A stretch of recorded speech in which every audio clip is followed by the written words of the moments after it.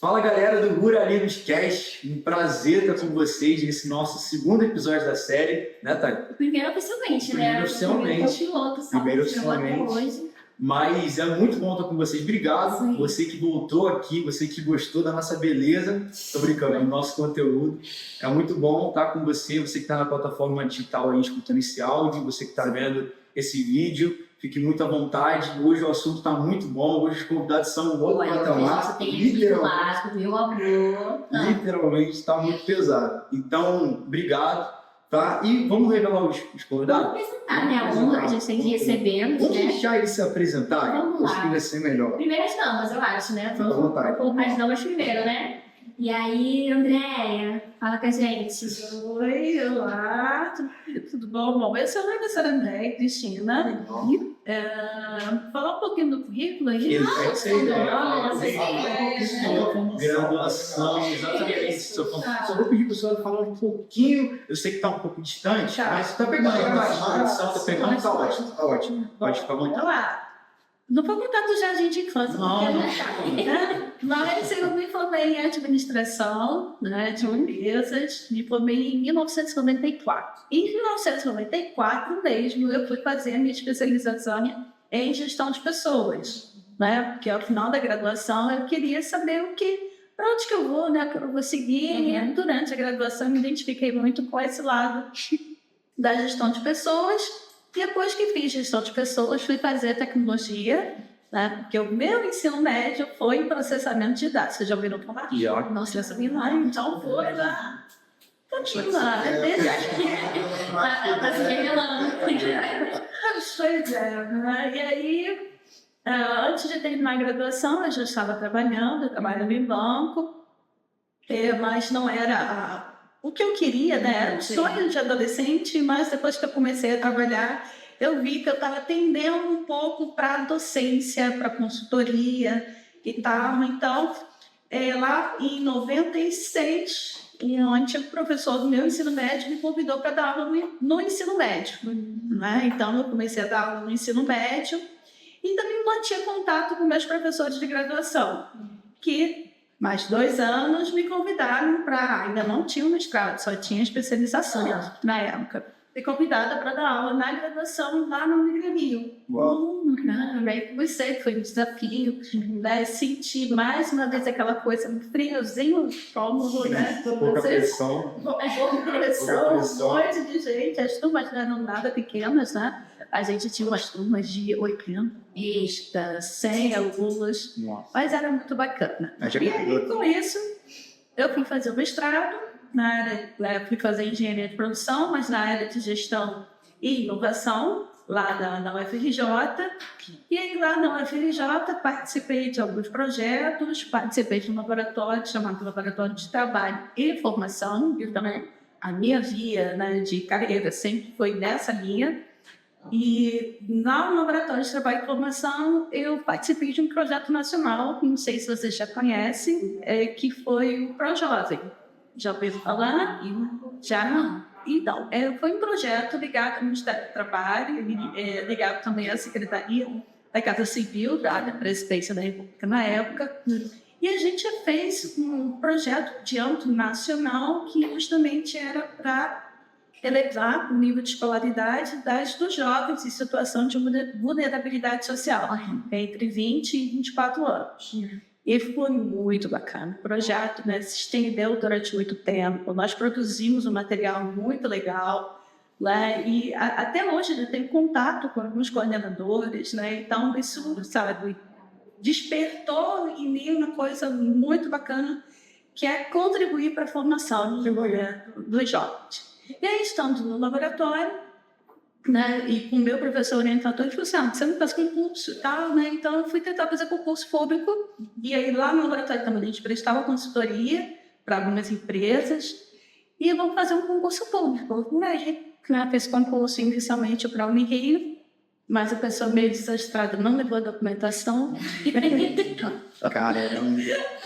Eu gostei da cabeça você.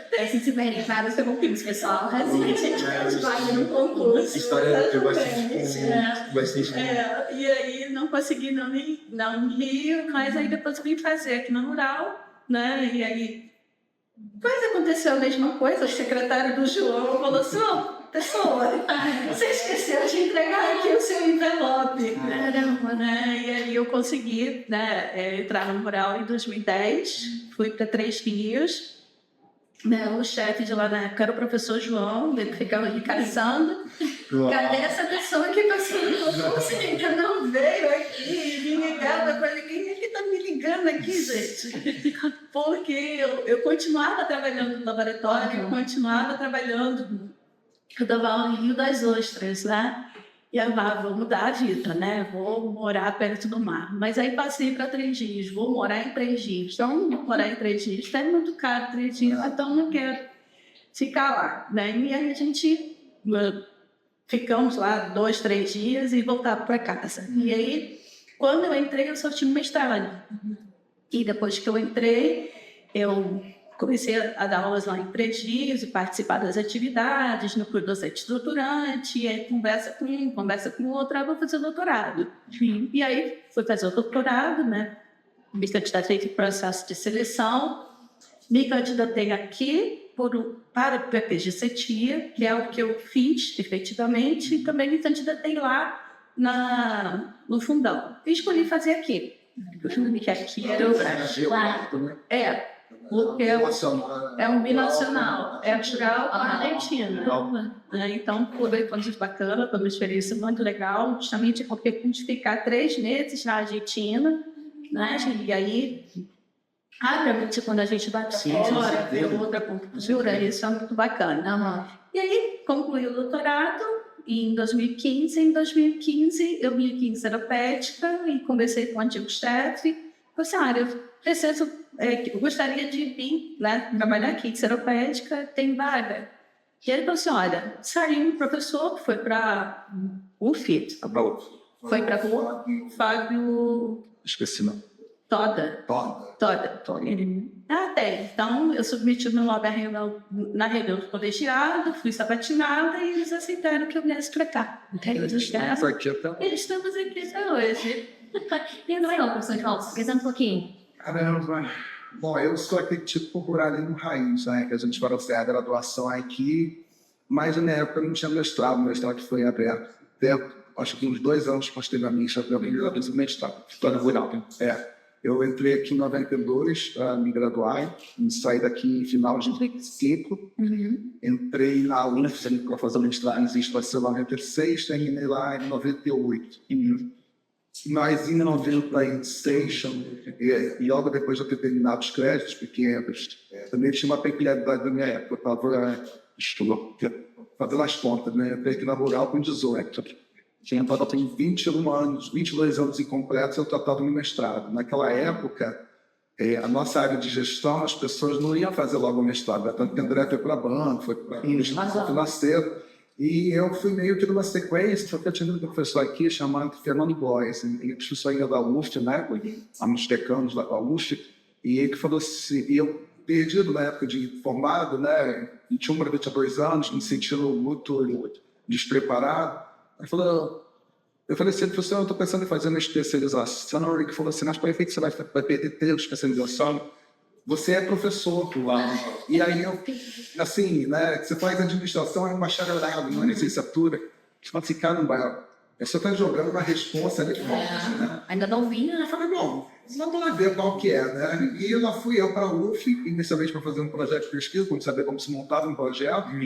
E aí, em uma reunião com uma professora muito querida, chamada Márcia Simão Baixinhades, você não basta me ter uma noção de como se fazia o projeto. Eu apresentei meu projeto, que inicialmente, coincidência, era para fazer um estudo sobre tecnologia, né? Mas acabou que eu mudei totalmente a proposta na etapa seguinte e, enfim, foi aprovado. Né? Com 23 eu defendi a minha dissertação de mestrado. Mas nesse meio do caminho, me aparece um convite para ir para o Paraná. Como eu já tinha terminado os testes, eu tinha que escrever a tese. Falei, a tese eu não preciso estar aqui, eu posso estar longe. Imagina as duas reuniões, que hoje seriam umas reuniões remotas de vocês, mas eu tinha que vir de 2 em 2 meses presencialmente no meu orientador. Eu tinha que vir lá para o Paraná, para mim. E ir para o Paraná, para mim, foi assim, uma ruptura de paradigmas, né? Porque, assim como o André foi para a Argentina, a gente que é carioca, a gente tem um ritmo, um estilo de vida muito peculiar. E as pessoas têm algumas percepções equivocadas do carioca, né? Uma delas, o carioca é meio fofarrão, às vezes é grosseiro, ou não é tão compromissado com o trabalho. E eu era exatamente o avesso disso. Eu me lembro até hoje, uma vez que a gente tinha um feriado prolongado, nós teríamos uma sexta-feira para dar aula. Então, eu faculdade de e eu vim ao Rio, visitei meus parentes e voltei para dar aula na sexta-feira. Nossa. E depois continuar o final de semana. E só tinha eu, uma prédio inteira com a instituição. E aí eu lembro até hoje o meu diretor lá disse, o que você está fazendo aqui? Eu falei, mas não dizem que carioca não gosta de trabalhar? Eu vou trabalhar, eu vou dar aula. E eu vontade. Não, eu veio ao contrário. E assim foi, ao mesmo tempo, foi um aprendizado deles, vendo um outro perfil real do que é ser carioca, né? E eu conhecendo um outro lado paranaense, mais formal, mas extremamente profissional, extremamente dedicado ao trabalho. Legal. Esse ritmo sulista que eu não conhecia. Eu conhecia do ouvir dizer, estava no meu imaginário. E eu me adaptei muito lá, tanto que foi um lugar que inicialmente eu não estava tão mal. No meio daquele primeiro ano meu lá em 97, eu recebi um convite de uma cidade próxima, eu trabalhava em Cascavel, que na época era a capital da soja, né? Hoje ainda está entre os 5 mais importantes produtores de soja. Isso fez com que o meu projeto de dissertação de mestrado virasse ao avesso, que aí eu tive o professor Ataniba Crespo como orientador, e o professor Ataniba falou assim, você tem que fazer uma coisa que você consiga fazer no Cambridge Tech. E não faz sentido a gente fazer uma dissertação sobre algo que vai demandar muito tempo e muito esforço, né? É a gente combinar a pesquisa com a possibilidade, com o recurso e com o tempo. Ele falou assim, o que tem perto de você? Eu falei, agricultura cooperativa.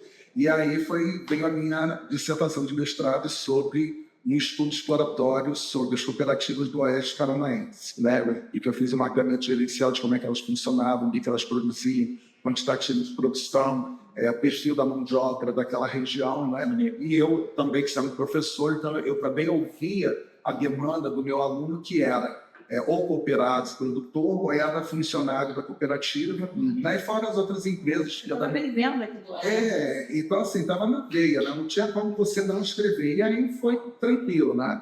Foram 100 e poucas páginas bem redigidas.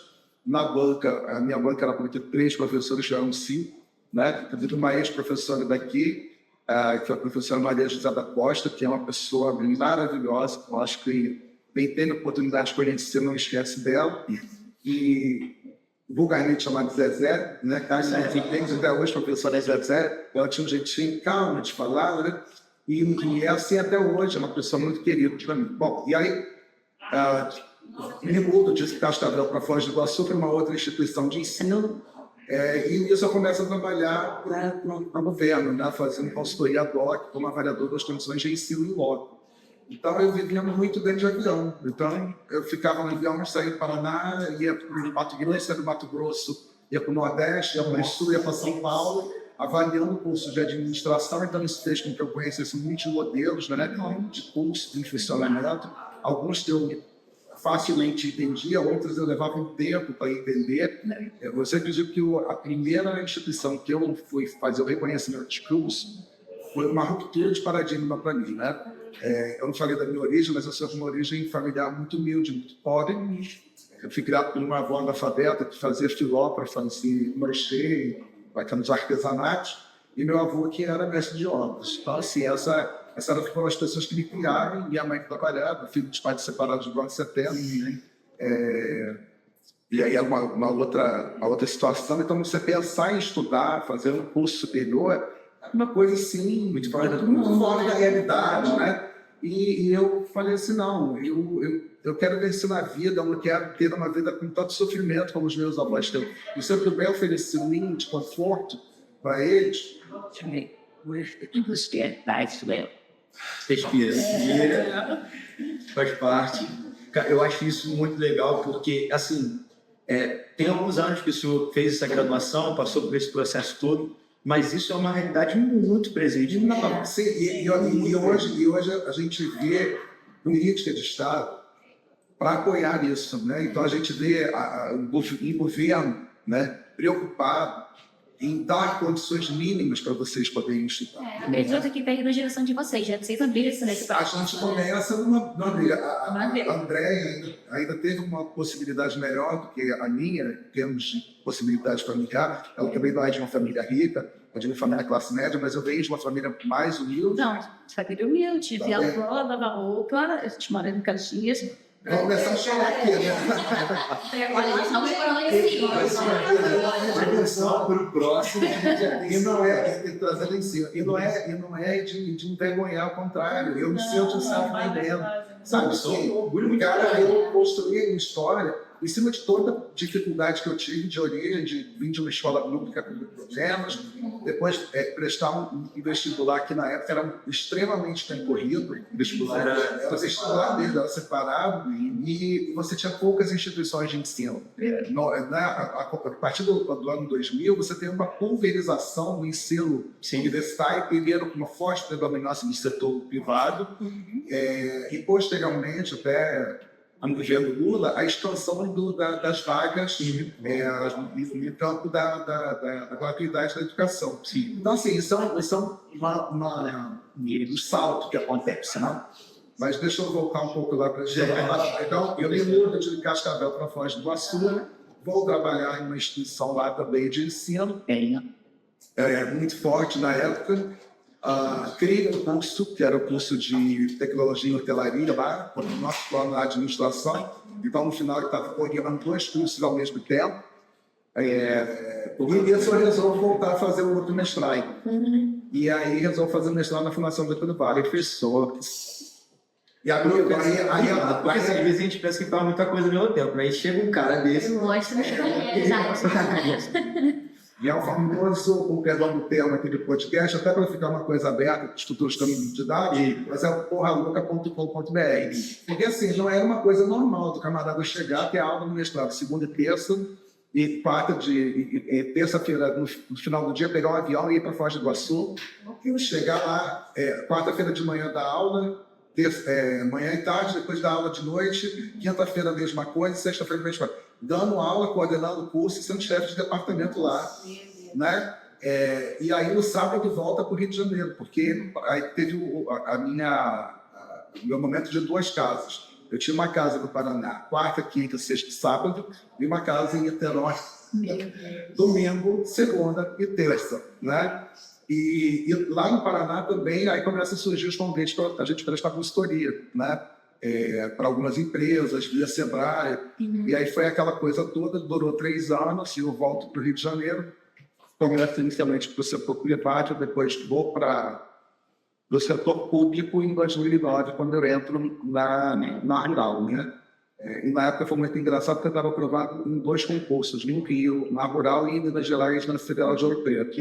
E aí a Rural me chama, no final de dezembro, tomo posse no dia 5 de janeiro de 2009, e em fins de fevereiro, o Ouro Preto me chama, falando assim, o senhor vem, e aí eu tenho que escolher, ou eu vou para Minas, me torno mineirinho, ou eu volto para casa para tentar reconstruir tanto a minha história quanto a história do lugar em que eu me formei. Né? E aí eu me deparo com uma universidade que sai de um momento de 16 cursos de graduação para uma universidade com quase 60 cursos de graduação. Uma universidade que tinha um pouco menos do que uma dezena de programas de pós-graduação, de mestrado e doutorado, e eu encontro aqui em 2009 mais de 30 programas funcionando de forma corrente.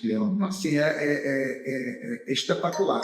E aqui dentro eu vou fazendo uma carreira, inicialmente em 3 dias, como chefe de departamento, como a Andréia disse, um momento muito importante porque a gente podia criar um curso de gestão ambiental, e depois volto para a terapêutica, e aqui fico somente como professor, depois pegando outros contábeis. Deixa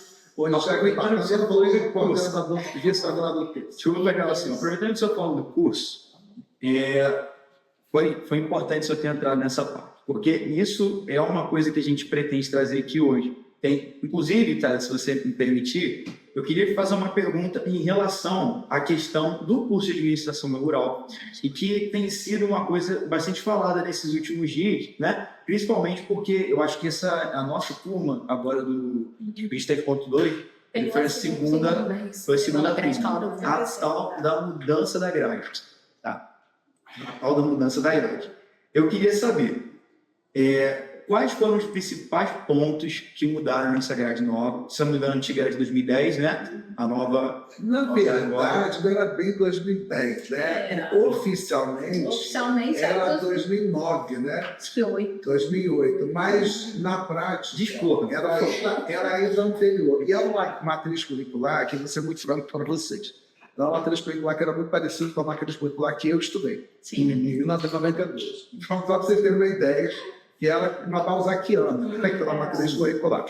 Tirando alguns avanços que aconteceu, assim, eu não estudei informática aplicada, mas o restante era muito parecido, não teve grandes saltos de mudança. E quando a gente é colocado nessa posição de coordenador de curso, né, já havia várias tentativas de mudar o projeto político-pedagógico. E aí, André, eu estou aqui na cantina, tomando meu cafezinho, André chega a mim, cara, ela sempre muito carinhosa, né? Esse amigo da Itália, né? A gente já sabe, lá vem cilada. E eu tinha acabado da cilada de ser coordenador de contatos, então assim, tinha acabado meu compromisso. Eu falei, graças a Deus, que ele der paz agora. E ela, olha, o que você acha da gente montar uma chapa para coordenação? Aí eu falei, André, mas agora, ela, olha, vamos. Isso foi em 2019.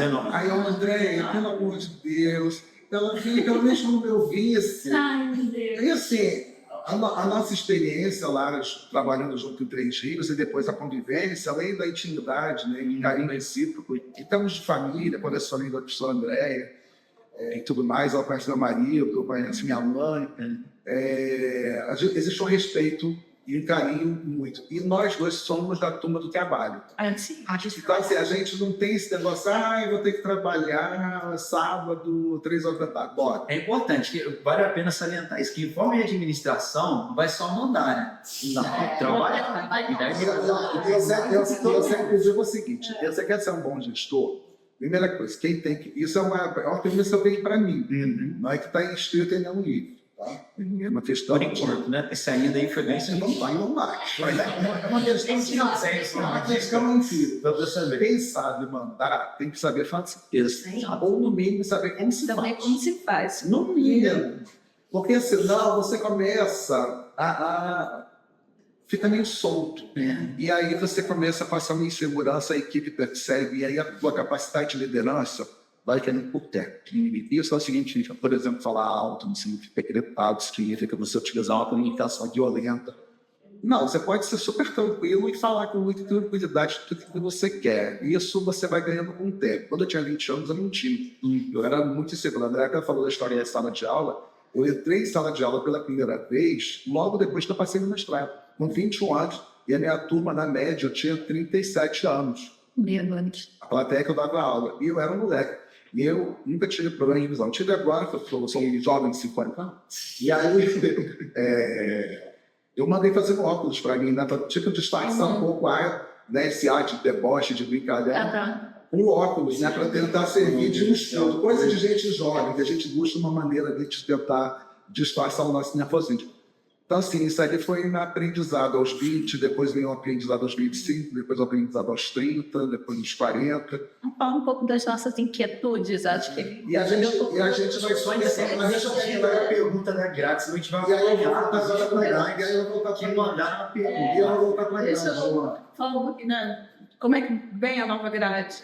Não, eu só ia falar sobre a dificuldade mesmo da gente implementar a grade.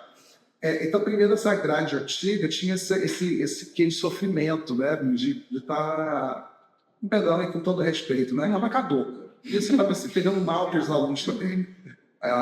E a gente começou a se debruçar sobre isso, mas a gente não quis fazer também um momento de desrespeito a todos os esforços que foram feitos pelos gestores anteriores. Sim. Então, a gente teve um trabalho muito forte da professora Ana Luísa, um trabalho muito consistente da professora André. Tentar valorizar o antigo Isso, tentativas que não tiveram êxito, né? Por mil razões.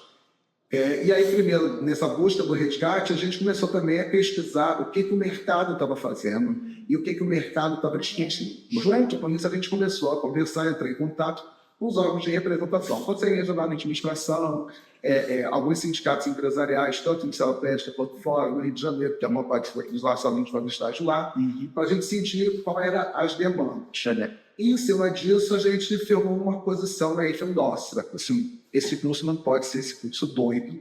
O integral funciona de 8 às 5 da tarde, mas o aluno tem uma aula de manhã e uma aula de tarde. Fica esperando ali. Esperando a próxima aula, né? Estudou de 8 às 10 e a próxima turma seria de 3 às 5. Um buraco. Um buraco e aí Isso não tinha condição. Isso significava a gente mexer também na questão dos interesses políticos, né? E interesses de se manter determinadas verdades e realidades que existiam na instituição. Então, assim, a gente, por exemplo, colocar toda a grade funcionando de manhã foi um parto. Foram negociações. Muitas negociações e Com desafios. os professores? Não. Começa da própria grade. E diz que a gente não ia conseguir. E aí eu assumi o discurso seguinte: quem fez concurso para CDE tem que ser DE, não tem que ser somente o horário. Eu não fiz concurso para ser o servidor público, para alimentar o meu interesse. Esse pensamento André também comunica. Sim. Né? A gente, lógico, a gente tem o nosso interesse, as nossas limitações, a nossa vida, a nossa família, mas a gente tem o nosso trabalho. Então, assim, em primeiro lugar, o nosso trabalho, nessa dimensão da organização do tempo. E aí a gente vai ajustando os demais. E isso significou alguns conflitos iniciais com alguns departamentos que tinham uma certa resistência, porque isso iria significar o quê? Alterar o horário dos professores. Mas trabalho para eles. E aí, não mais trabalho, mas mudança da rotina pessoal, familiar. E tem toda aquela questão dos que já estão ali há mais tempo. Também, já estou ali com a minha situação consolidada, eu não quero mexer. E aí você gera um conflito. Então, no primeiro momento foi muito difícil. E agora que a gente já está no meio do curso, a gente já percebe que é uma coisa que já está mais pacificada, a mente conflituosa. Hoje já tem professores que não era professora. Será que dá para eu só dar aula aqui de manhã? Eu dou aula à noite, mas eu quero passar para a gente ver se os benefícios da nova grade. os benefícios da nova grade. Da nova grade, e assim, o aluno percebe, né, essa coisa de poder saber que vai entrar às 8 da manhã e sair meio-dia. Como se você estivesse numa rede privada de ensino, você tem que ficar num curso, não tinha necessidade disso. Em segundo lugar, um curso conceito, sem muitas disciplinas sombreando. O curso noturno, o tempo dele era de 5 anos. Então era muito tempo. Uma mixila, né? E aí, quer dizer, o aluno para ir para o mercado, né, e concluir o curso demorava às vezes muito tempo. E a gente sabe que quando vocês já estão chegando, né, próximo a terminar o curso, concluir 7º, 8º período, é o momento que vocês já estão buscando se inserir no mercado de trabalho. E Seropédica, infelizmente, né, ela é longe de onde vocês estão conseguindo, né, estágio, trabalho, aí alguns alunos postergavam muito, né, para terminar o curso. E isso impactava muito no ingresso na carreira, na possibilidade, de repente, de fazer uma pós-graduação para conseguir uma nova posição no mercado. Então, essa redução foi muito benéfica. E isso acabava se refletindo numa coisa que a gente considera que é a taxa de sucesso. Sim. O que é a taxa de sucesso? Quantos entram e quantos saem do tempo ideal de como Uma retenção. Você tem um curso para ser feito em 4 anos, quantos conseguem terminar? Quanto mais gente consegue terminar dentro desse período, melhor o curso, maior a nossa nota. E nós somos hoje que tem o melhor indicador dentro do Instituto de Ciências Sociais Aplicadas. Legal. E um dos melhores indicadores dentro da Universidade Rural como um todo. Né? Porque a gente deu uma virada de chave, porque quando foi cobrado um novo PPC, a gente falou assim, a gente vai ter que correr quase prejuízo. Acho que dos sociais aplicados, o curso de administração é maior em termos de quantidade de alunos. Matrículas ativas, sim, não somos o maior departamento. Não somos o maior departamento. Mas a gente trabalha com uma eficácia alta. A gente faz mais com menos, a gente faz melhor. Não, então Mas- isso eu acho que é mais interessante ainda, porque tem um número maior de alunos, Nós temos quase e você 600 consegue. Aí, mas você Falando consegue ter uma em eficiência maior. Maneiro. Fala aí. Mas falando Só uma Vai ideia de lá, vai lá. comparação. Deixa eu comparar com os ciências contábeis. Os ciências contábeis tem em torno de 150, mas né? então parece É um quarto que Sim. Mas falando sobre essa nova grade, né?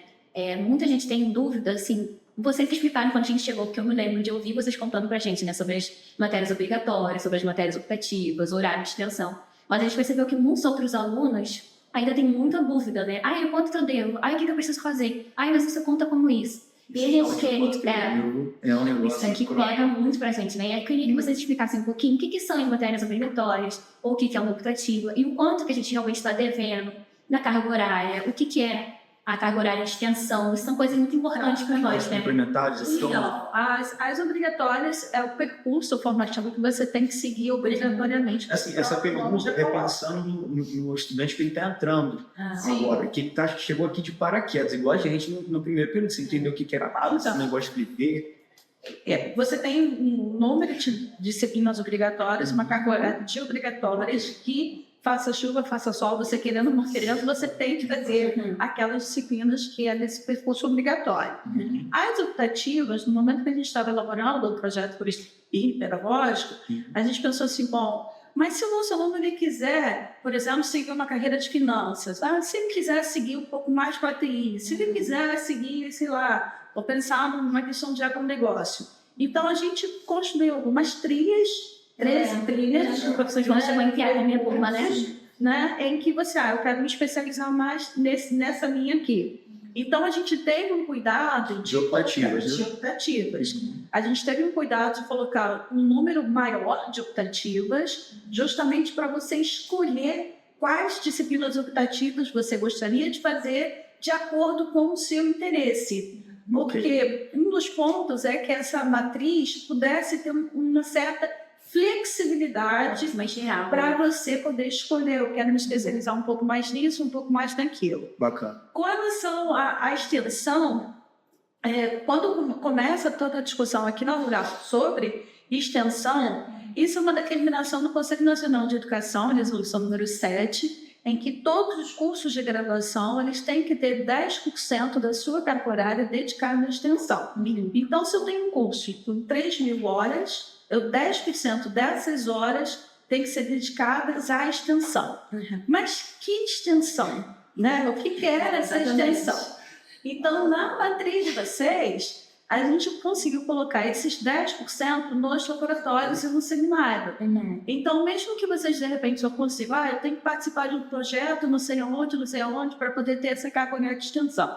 Mas fazendo essas atividades que a gente colocou na matriz, que é o laboratório de novos modelos de negócio, laboratório de imersão, seminários, vocês vão ter computados no seu histórico esse percentual de extensão. Eu posso fazer a mais? Pode, você pode fazer a mais. Por quê? E até deve, porque a gente tem também horas complementares, que são as horas autônomas. E entre as horas autônomas, 100 horas é dedicado também à carga horária extensionista. Qual é um dos problemas que ainda está acontecendo, não só com a nossa matriz, com o histórico de vocês, mas com a UNGAP como um todo, é que ainda não tem uma divisão no histórico, claramente, onde é que está a sua carga que você deve e a carga que você faz apenas participando de um projeto. Porque vocês estão aqui como protagonistas. Que isso vale para a sua carga, para a curricularização da extensão. Mas eu vou participar de um projeto numa igreja, não sei o quê. Você só está participando, você não está tocando o projeto. Então, você tem uma carreira horária de extensão, mas só como participante, e não como o organizador da extensão.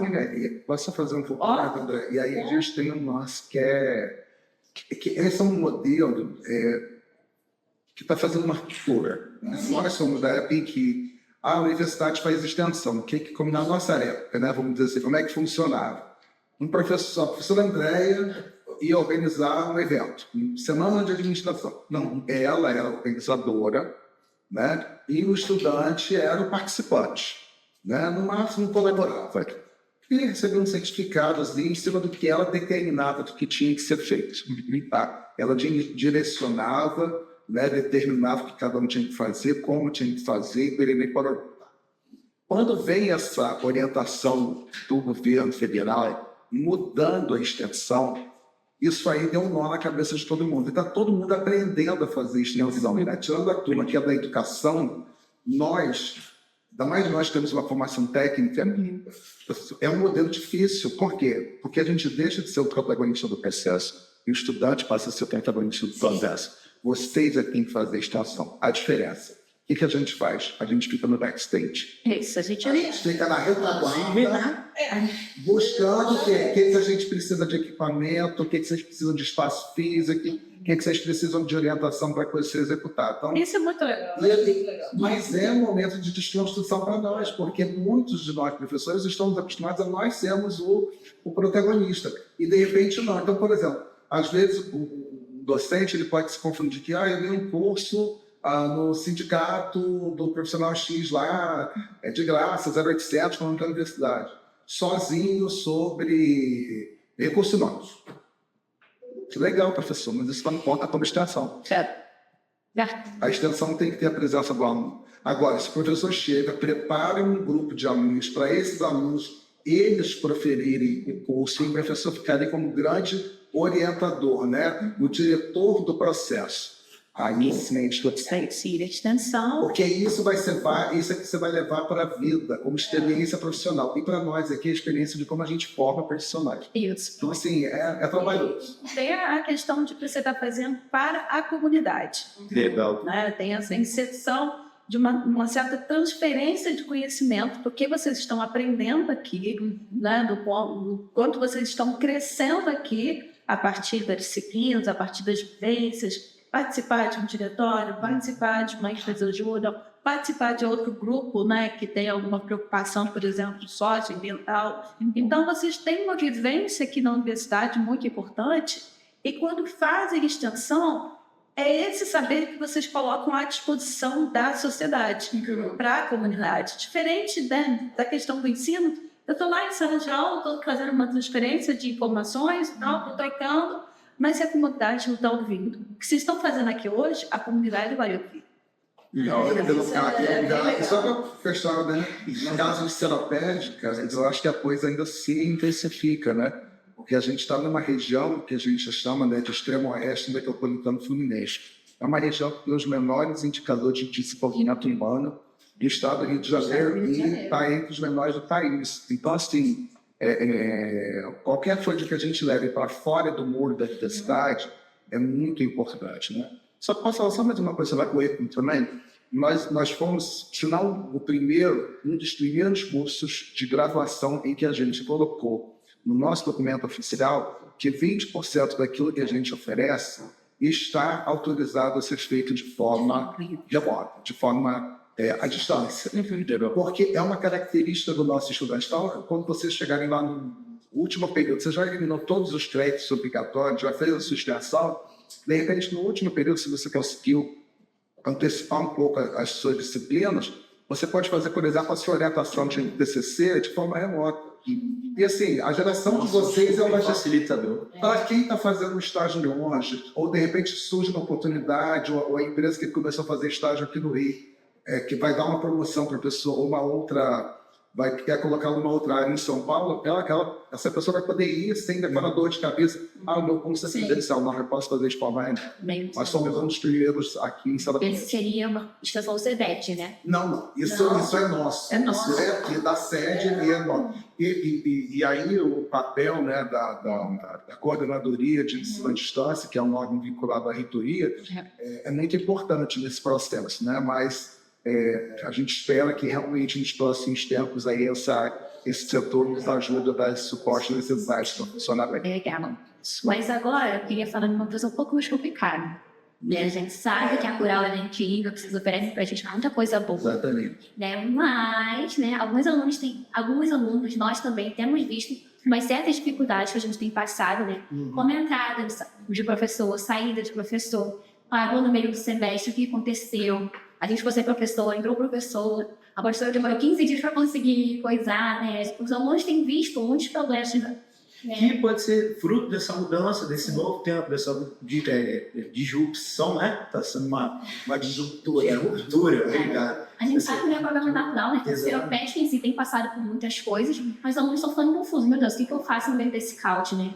Então, a gente queria ouvir um pouquinho de vocês, né? O que vocês têm feito para nos ajudar? Eu acho que é uma questão de... Para o aluno que está vendo, assim, na perspectiva da gente que está aqui na mesa, é uma questão de entender a situação. Mas para o aluno que está enxergando, é uma questão de, cara, como é que eu fico nessa coordenada? O que o meu diretor está enxergando disso? Será que ele está vendo igual a gente está vendo? Será que ele está vendo de um outro prisma? Como é que está sendo preparado essa situação para a gente lidar com esse vírus? Chefe do departamento. Vamos passar a bola para o outro, né? Poxa vida. A cilada caiu aqui, né? A bola é minha. Olha assim, né? Mas a situação é a seguinte, houve em relação aos professores efetivos, a gente não tem esse tipo de problema, né? Professor efetivo, gosto de o professor 40 horas, está inclusive temos só aqui 20 horas, uma situação muito excepcional, e ele já está inclusive tentando ver a possibilidade de pleitear a mudança do regime escolar. Mas a gente teve algumas saídas de professores por aposentadoria e professor também, professor de saúde. Né? E a gente tem uma legislação específica que trata, por exemplo, da contratação de professores substitutos. O que aconteceu em junho passado? Houve uma mudança no processo de contratação. Como é que funcionava antes? Antes, o professor vinha, fazia, a gente chama de processo seletivo simplificado, tem custo, mas é um curso bem menos burocrático, né, e muito mais rápido. Porque a ideia é botar alguém em lugar o quanto antes. Isso. E assim acontecia, né? Até a gente tem hoje pessoas em idade alta, professores que falam esse perfil, que basicamente veio, fez a prova, passou, saiu o resultado no diário oficial do resultado do concurso, e em uma semana o professor entrou em sala de aula. Por quê? Porque ele não tinha que passar por serviço médico, ele só entregava a documentação de forma eletrônica, por e-mail, isso era conferido pelo setor de admissão, dava-se ok e recebia-se o memorando da chefia de departamento e a gente dava o exercício do docente. Ok, em junho há uma mudança na legislação e há uma inserção de novos procedimentos, dentre eles uma quantidade de exames bastante significativas. Essa portaria ministerial eram 8 exames de saúde. E aí a universidade rural, no seu setor, no trato específico, né, dentro da Brian Política, as pessoas resolvem ampliar, em vez de 8 para 14 exames de saúde. E exames muito complicados, que nem todos são fáceis de fazer, por exemplo, na rede pública. E só pode assumir o cargo depois de apresentar qualquer profissional. Vocês vão ter aula de legislação trabalhista, falar. Né? Aquilo que é previsto na CLT, nesse ponto, se assemelha na legislação pública, se a lei prevê. No caso, a gente não tinha isso previsto. Como em junho foi incluído, a gente teve que se sujeitar. Então, teve uma professora que ela levou 45 dias para conseguir fazer todos os exames. Né? E isso hoje esperam antes. Sim, e, por exemplo, um dos exames é um exame mais complicado do ambiente feminino, né? Então, assim, se tem aquela época da realidade das mulheres, quando chega, aquele exame não pode ser feito. Se é que vocês me entendem, né? Quando precisa ter idade.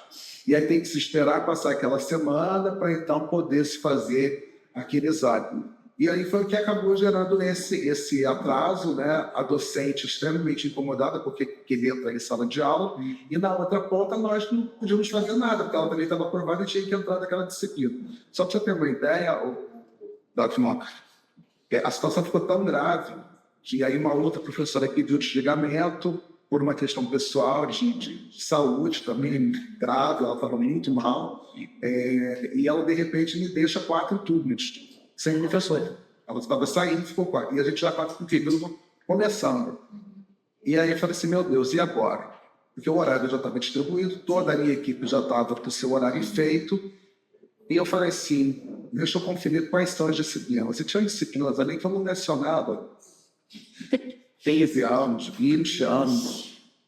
Isso também, sabe, é menos pior eu assumir. né? E aí, resultado, eu assumi um sacrifício que é só para as turmas não ficarem sem aula. Então, eu assumi métodos de pesquisa de administração, administração estratégica, empreendedorismo e oficina de comunicação. Além e isso passou-se a assumir as turmas. 2 semanas depois, um professor chega no departamento e fala assim: olha, eu vou ter que fazer alguns exames muito graves, porque eu estou com um problema muito específico da minha saúde e eu não sei quando eu vou poder voltar. E a turma já estava tendo aula. E aí eu tive que assumir mais 2 turmas dele. Então eu fui ficando absolutamente sobrecarregado, estou tocando piano e assim, correndo quanto tempo para poder fazer a seleção no substituto. Então agora, por exemplo, antes de vir para cá, eu recebi a professora substituta, a segunda professora substituta que veio para isso aqui. A gente está com outra edital na classe que fecha amanhã, a edital, para poder entrar mais um professor. E aí tem esse que está iniciando em tratamento, que talvez seja mais um substituto. E realmente, assim, não é bom o departamento, mas são situações muito atípicas. E que a gente tem feito uma combinação também para poder fluir a matriz curricular antiga, né? Então, o professor substituto, ele, às vezes, tem uma flexibilidade maior do que o professor efetivo, que às vezes tem um compromisso da pesquisa, da extensão, que esse profissional não tem em princípio, né? Apesar de que a gente ter profissionais que também fazem extensão, como o professor Christian Cazu, uma pessoa que está ali, isso é uma pessoa fofa, ele está bem distante, né? Está bem distante. E assim, é uma pessoa que tem uma história também como a minha, né? De ser um Guarani foi uma pessoa voltar ao Nilo, né? A gente volta ao Nilo, que é bem bacana, gente. Legal. Bom, vamos lá. A gente está com o último, pode falar que o último bloco? A gente já está no nosso último bloco, entendeu? Mas esse último bloco, ele é mais especial, porque essas perguntas que a gente fez são curiosidades dos estudantes, só que são curiosidades mais gerais, né? Uma coisa que geralmente a galera quer saber.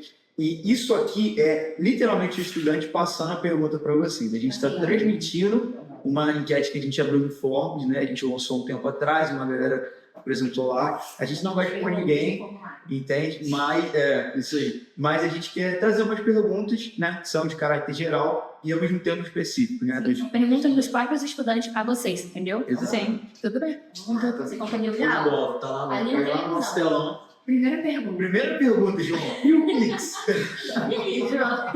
Primeira pergunta, quando a gente abriu o formulário, foi a primeira pergunta que soltou. E o Pix, João? Eu falei, nós não sabemos quem é, totalmente anônimo, mas chegou isso aí pra gente. Exato. João, calma, respira fundo. Cadê o Pix? Tá devendo na casa, né? Pois é, agora eu falei com o Romário. Falei, Romário, vou falar que essa pergunta é sua. Ah, Não é pro João, não. Pra quem não sabe, o Romário trabalha com o João. o Romário tem sido assim, um menino, né?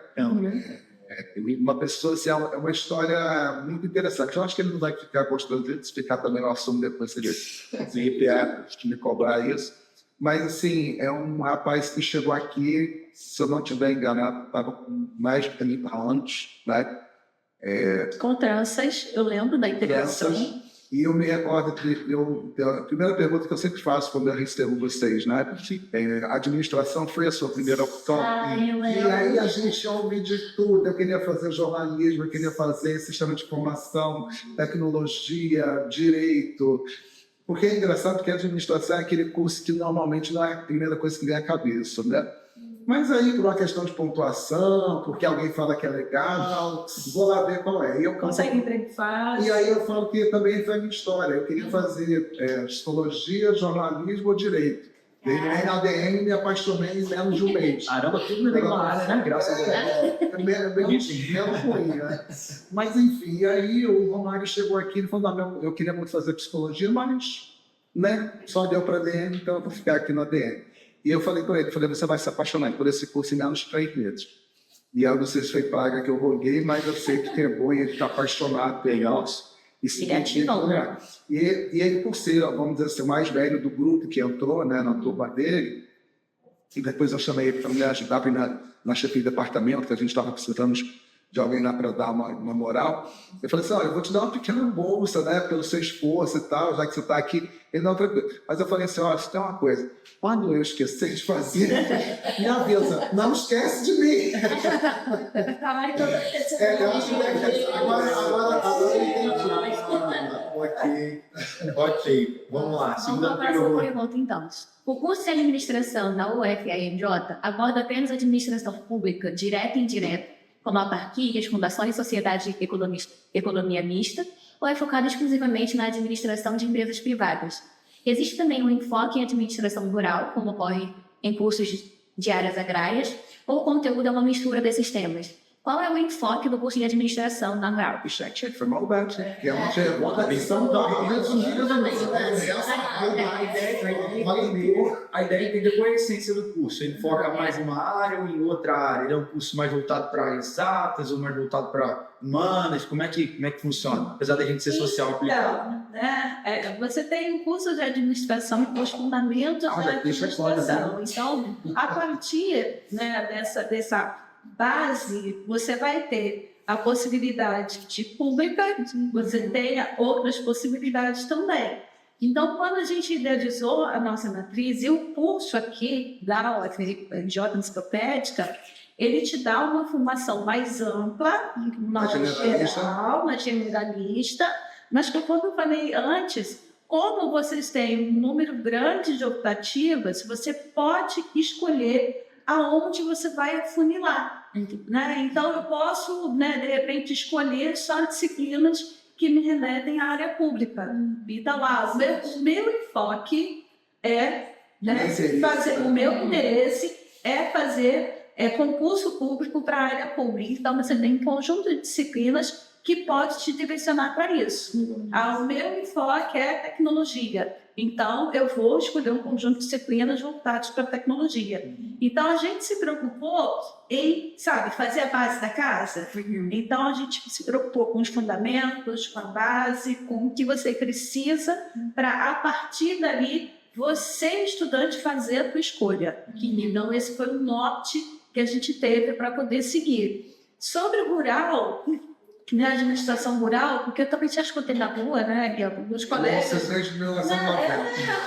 Não sei administração, na rural. É administração rural? Não, gente, é administração. A nossa rural, ela tem 114 anos e realmente ela começou com a questão agrária. Mas nós temos o curso de administração desde 1970. 1970. E não era administração rural, era administração, nem nunca foi. Mas as pessoas associam rural à administração rural. Se bem que agora a gente está tentando, né, ter também uma linha desse percurso formativo entre as optativas, porque a gente está vendo o agronegócio, né, crescendo cada vez mais. Eu tenho estudantes, a gente tem egressos que trabalham no agronegócio, então, de repente, é interessante a gente criar um percurso para essa questão do agronegócio também. Assim, é bacana essa pergunta, porque essa questão da administração pública. Eu sou da época que a gente fazia aqui a habilitação. Você tinha habilitação em empresa e habilitação pública. Você tinha que fazer um número de disciplinas a mais para a pública. Só que o Conselho Federal de Administração aboliu, pelo ano 2000, a existência das habilitações. O Brasil já teve mais de 60 habilitações diferentes de administração. Tinha habilitação de agrária, hotelaria, agronegócio, serviços. Era uma birutice e era difícil você fazer uma avaliação inteira. Mas o nosso curso ele tem uma ideia, uma filosofia de ser um curso que se encaixa em todas as áreas. Então, eu sempre digo, quando eu dou aula de introdução à ADM, ou estudos organizacionais, é o seguinte: você se forma como administrador, mas você pode trabalhar no hospital veterinário? Pode. Você se forma como administrador, você pode trabalhar numa empresa agrícola? Pode. Você pode trabalhar na cooperativa? Pode. Então, o administrador, ele pode ter em qualquer lugar. E aí, por isso que até na hora da gente fazer os optativos, inicialmente a gente não tinha se preocupado em fazer trilhos. E aí a gente só fez assim, uma aprovação no colegiado do curso de um rol de disciplinas de quase que, não vou dizer todos os departamentos da universidade, mas o maior número de departamentos que a gente alcançasse. Porque vocês podem trabalhar, por exemplo, na Petrobras. E vai que um dia você está lendo um relatório na Petrobras sobre a questão de petróleo.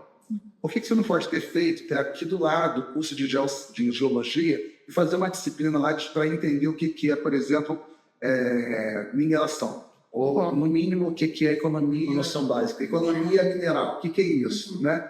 Eu fui um aluno na minha época de estudante que eu participava dos eventos, tanto do meu curso, do meu instituto, aqui, como também participava de eventos, por exemplo, lá da agronomia. E aí era engraçado que até os meus professores falavam: o que você está fazendo lá na agronomia? Eu estou entendendo sobre agronegócio. E que depois influenciou hoje na hora que eu construí a minha dissertação de mestrado. Que eu nem pensava, só que eu tinha 18, 19. Isso aí é uma dica para o pessoal. Quando eu fui fazer, por exemplo, eu me lembro de um evento que foi assim, uma situação muito peculiar. O uso de conhecimento não ocupa espaço. No mínimo, você vai ter mais papo para poder paquerar alguém. Né? Então, assim, eu me lembro quando eu fui para o primeiro encontro de economia mineral oferecido pelo curso de geologia da universidade. O Salão Azul, que eu não sei se vocês conhecem, é um auditório que a gente tem lá no pavilhão central, terceiro andar, lotado de alunos de geologia. De fora, Só você. Ai, meu Deus. O ADN. exato. Só que eu quietinho na minha, né? Quase discreto, fora do meio ali. E aí chega o primeiro palestrante da Unicamp. Eu estou falando de 1993, 93, 94. E o cara da Unicamp falando sobre a desregulamentação do setor de petróleo e o fim e a mudança na Constituição da exploração do petróleo somente pela Petrobras. Então, é uma mudança que abria a economia brasileira para que outras petrolíferas do exterior viessem para o Brasil. Não mais somente como distribuidora, mas como exploradora. Fosse lá concorrer aos blocos da bacia petrolífera que a gente tem no litoral. Isso é uma coisa que você já ouve isso, mas isso lá nos anos 90 era assim, um ponto de ruptura total. E aí o camarada começa a falar em números. Isso vai gerar tantos empregos, isso vai gerar tanta renda, isso vai gerar tantos bilhões em arrecadação fiscal. ADM, isso faz bastante sentido. Música, e aí quando você olhava a plateia, ninguém entendeu. Todo mundo dormindo. Tipo assim, e eu assim, ali Assinado, né? doido ali, né? Cheguei no lugar certo. Aí, de repente, perguntas. Aí eu levantei o braço, primeira pergunta, segunda, terceira, e eu fui fazendo uma atrás da outra. Aí o pessoal começou a acordar assim, né? Que esse piloto aí. Ué, mas eu nunca vi ele no curso. E quando terminou, o palestrante, né? Esse pesquisador que desceu até mim. Falei: parabéns, que legal, a gente deu uma aula de geologia antenada. E eu morrendo de vergonha. Aí, você está em que período? Eu falei: eu acho que eu devia estar no terceiro ou quarto, mas eu faço administração. Aquele ânimo, todo aquele sorriso, morreu, e bem que eu desconfio, você não podia estar aqui. Então, são essas... Volta a pergunta, só para que tinha mais uma coisinha. Desculpa ter... com o foco do curso. Eu acho que é isso, acho que eu consegui responder, né? E é isso, o aluno hoje ele tem que circular, o aluno de ADM tem que circular. Vai lá na veterinária, tem alguma coisa bacana, dá para fazer. Até porque É o que a gente chama de viver rural. e mais que viver rural é interessante, Davi, porque hoje, por exemplo, recentemente, eu até coloquei na reunião do departamento, essa semana, uma situação que a gente jamais esperou. Por exemplo, pela primeira vez, uma professora do nosso departamento vai dar uma disciplina de empreendedorismo em um mestrado no curso de veterinária, que é a professora Cassol. Maravilhosa. Né? Porque eles foram lá no CIGA, viram que, ok, você pode ser muito bom na parte de pesquisa, geração do produto, mas se você tem um produto e ele não chega até o mercado, não adianta mais. Então, por exemplo, todos os cursos hoje querem ter pelo menos uma disciplina do nosso campo de conhecimento. Ou é entender um pouquinho de administração, eles vão fazer a introdução. Ou eles querem entender um pouquinho de oportunidade de negócio, eles querem para a gente colocar em empreendedorismo. Ou eles querem entender um pouquinho dessa questão da estratégia das empresas. Aí eles querem fazer marketing, ou querem fazer administração estratégica. Então, hoje, todo mundo está demandando um pouquinho. Até vendas. Às vezes você tem um aluno, né, Carlos, da zootecnia, que resolve estudar esse campo, né? Por quê? Porque o cara está lá falando sobre reprodução animal, sobre melhoramento genético, que tá beleza, mas como é que isso vai chegar na ponta? Como é que se chega no produtor rural? Isso vai chegar através de um produto, e aí tem que ser vendido. Como é que a gente vende isso? Então, assim, a gente está no mercado, não mais que dentro, a gente está no universo, né? Que é o universo do conhecimento, por isso a gente é uma universidade. Legal. Próxima pergunta, Belé, por favor. Vamos lá? Quais são as estratégias para otimizar a experiência dos discentes do curso no horário noturno, no que tange a vivência com a comunidade universitária e no incentivo de permanência no curso, tendo em vista uma conciliação em contratos de trabalho entre integral? Pergunta bem difícil. É uma pergunta muito difícil. Galera Essa foi no joelho. A carga foi no joelho. Posso começar? Você não Pode voltar na pergunta. Tem que deixar a cola, né? Tá, tem que deixar a cola. A gente sabe, né, muito das dificuldades do estudante que é noturno, do curso noturno. Primeiro porque, geralmente, o aluno que está estudando à noite, ele trabalha, né? E esse lugar que ele trabalha é um pouco longe daqui da rural. Né? A maior parte, né? O professor João falou. Isso, a maior parte ele está estudando, né, no centro do Rio, né? Então, em lugares que são bem afastados e que faz com que ele fique muito tempo com o transporte. Né? O curso lá na coordenação, a gente não tem muito como mudar essa realidade, né? Mas a gente pode, por exemplo, tentar, com o curso, com contatos aqui em Seropédica e como a gente está aqui, né? Bom, numa região cercada por alguns distritos industriais, né? Fazer contato com essas empresas para absorver, né, o nosso alunado. É um pouco por esse exercício que a gente tem feito de tentar se aproximar das empresas para que você faça estágio num lugar mais próximo, né? E aí com a possibilidade de ter o seu ser efetivado, né, nessa empresa, né? Para tentar de alguma forma diminuir esse desgaste que tem com o tempo de transporte, né? Que você trabalha em um lugar muito longe. Então esse é um ponto. O outro, né, como incentivar a permanência e fazer com que ele tenha essa vivência rural, ser por aí, desse sentimento de pertencimento, é justamente o envolvimento nos projetos, ter aqui na rural, e eu também falo um pouco, né, do nosso escopo da coordenação, da chefia do departamento, mas, por exemplo, se a gente tivesse aqui algumas atividades no sábado, ou atividade esportiva, ou mesmo cultural, né? A gente estava conversando com a Soraya, e ela falou assim, gente, não seria muito bacana se a gente tivesse aqui um show, né, numa sexta-feira da, sei lá, Paralamas. Eu não sei quais são os Paralamas. Olha só, nasceu aqui. Nasceu aqui na Praça da Alegria. O primeiro lugar de show do Paralamas de sucesso, primeiro. Foi aqui, o segundo foi no 49. Então, assim, cestas culturais, né, com teatro, com música, com cultura, eu acho que isso aumenta o amor que a gente tem pela rural, né? A possibilidade de se realizar aqui dentro da rural. Outra questão são as políticas de permanência que a gente precisa, e a gente sabe das dificuldades, né? Acho que essa pergunta volta muito para isso. Sim, sim. Né? Porque principalmente no noturno, né, também, porque como é que vai fazer uma extensão? Como é que vai fazer isso aqui que vocês estão fazendo? Agora, fica um pouco mais difícil. Nova realidade. Se a gente tiver esse suporte também no período noturno, isso vai talvez incentivá-lo ainda mais.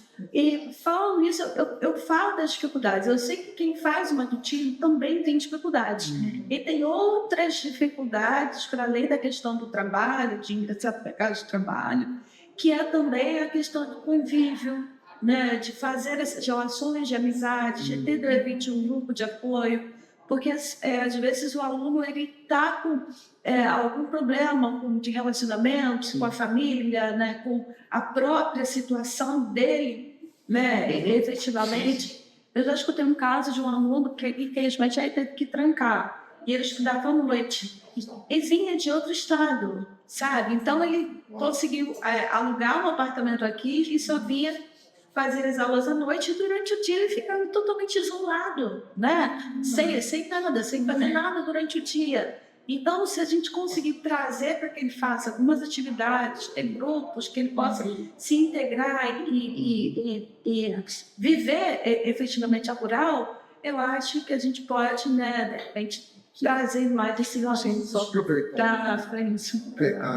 Deixa que a Andréa deu, uma forma do aluno também ficar pensando no noturno, a partir do momento que a gente tem a política de permanência efetiva também para o noturno. Na minha época, lá no 90, eu entrei no noturno, entrei na turma 9261, comigo também nessa turma do todo mundo da nossa época lembra o número da matrícula. Então, assim, 92 era o ano, 61 que era o número de curso, né? 5 porque você entrava no meio do ano. Se você fosse de um curso 11, o número seguinte era 0. Que não trata de uma sequência lógica da apresentação da nossa. Hoje, infelizmente, no cigarro, a gente não consegue identificar rapidamente quem é de cada currículo. Mas, enfim, naquela época você não podia ter direito ao alojamento. Né? Isso vai mudando com o tempo. Né? Depois vai entrar. E hoje a gente tem um aluno que, às vezes, ele até mora, por exemplo, em Bangu. Mas se ele sair daqui, por exemplo, 9h30, 10 horas da noite, é complicado. Sim, então, esse aluno, às vezes, se conseguir um alojamento, ele prefere ficar no alojamento. Porque aí ele já sai no dia seguinte para o estágio. Só que assim, ele tem que sair daqui no estágio, como eu já vi alguns alunos saírem 6h30 da manhã, 6h30 da manhã, porque o deslocamento até a empresa leva 2 horas, 3 horas, dependendo do trânsito. Né? Então vai chegar lá às 9, vai sair por volta das 3 da tarde para vir estudar, e chegar aqui às 6 da noite, ou às 3 da tarde, chega aqui às 6, ou seja, passa 6 horas em deslocamento, né? Porque os modais logísticos da nossa região continuam sendo mesmo só o rodoviário. Se perdemos o bonde da história, nós conseguimos ter um entroncamento ferroviário na época que foi feita a estação de tratamento. Né? Aqui, acho que a reitoria da época poderia tentar habilitar algo mais...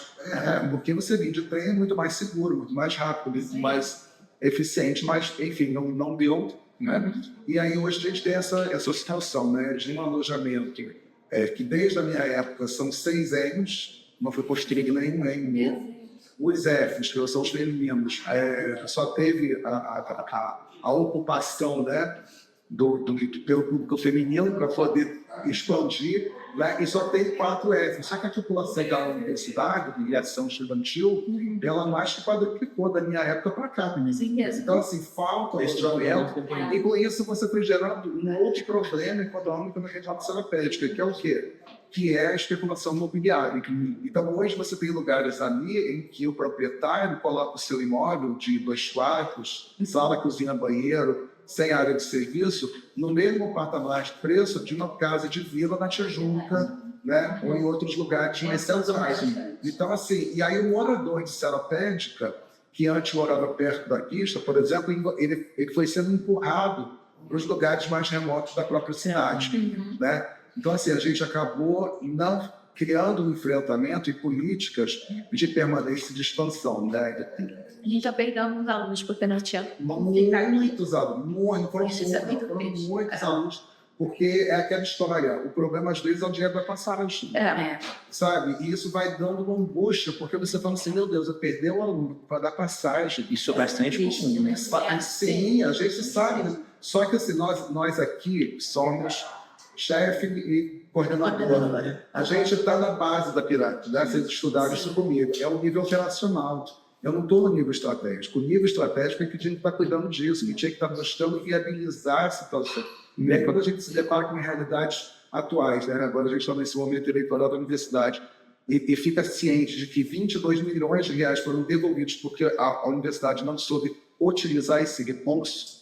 Esse recurso poderia ter sido utilizado, ainda que estava sendo previsto para pagar uma conta, mas como não tinha como se pagar a conta, podia ter sido remanejado por uma outra função, por exemplo, comprar mais alguns ônibus, né, para poder vocês não ficarem nessa situação de fantasminha, em cabem 60 pessoas e ter 85, 90. Sim.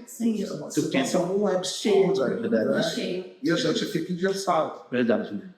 Bom, a gente está encaminhando para o final. Vamos para a próxima. Vai para a próxima? Então, vamos lá. Tem?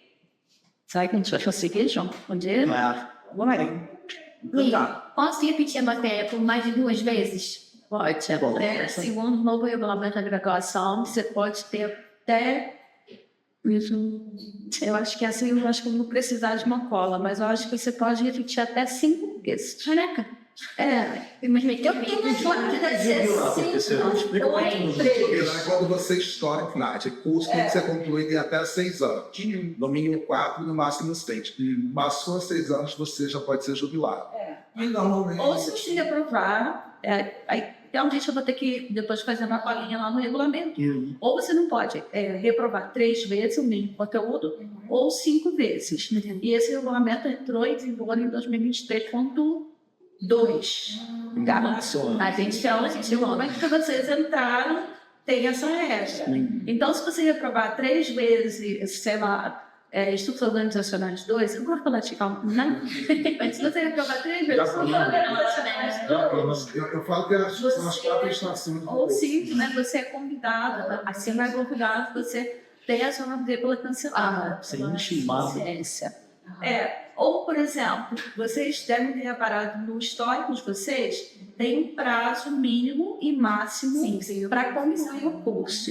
Então, vocês que entraram para a matéria de 2023, vocês têm até 4 anos no prazo mínimo e mais 2 anos, que seria mais 4%, né? De nosso rede de nada, mais 2 anos para concluir. Tá? O curso que é mais de 50% desse total. Se você não concluir nesse tempo máximo, aí sim você tem a sua matrícula cancelada, que dá o decurso de prazo. E se você, né, que você falou de jubilamento, cancelamento, né, então de repente seria interessante explicar todos os outros. Eu falei de jubilamento justamente porque é um termo que fica ecoando pelos corredores. Cada um fala uma coisa. Todo mundo tem Mas Você é jubilado se você, sei lá, prazo máximo que você não concluiu, está jubilado. Eu custo o prazo. Mas agora ainda é uma mãe. o jubilado lê-se. Tchau. Nós não somos assim, aquela instituição na base do bem e do mal a todo momento. E sempre a Universidade Rural tem um coração generoso. Né? Por exemplo, se tem uma situação dessa, mas sim, estudante explica qual que é a situação. Por exemplo, não conseguiu integralizar o curso em 6 anos, mas existem razões muito fortes. Vou dar um exemplo hipotético, mas a gente já viu isso acontecer. Uma pessoa muito doente em casa, mãe, né, descobre o câncer, ele fica, tem que ficar lá e por isso não consegue terminar o curso no tempo. Então ele relata essa situação e isso vai para a coordenação de curso. E a coordenação de curso, comprando a briga, leva para a Câmara de Graduação. Tem que abrir o E processo. aí forma-se um processo e aí, enfim, o CEP, que tem a instância mais alta da universidade nesse campo, decide autorizar uma prorrogação de caráter excepcional, né? Existe isso. Existe a possibilidade hoje da reintegração também. Sim, então tem essas duas. Se você não conseguir concluir no prazo, você pode abrir um processo solicitando a prorrogação do prazo para a conclusão.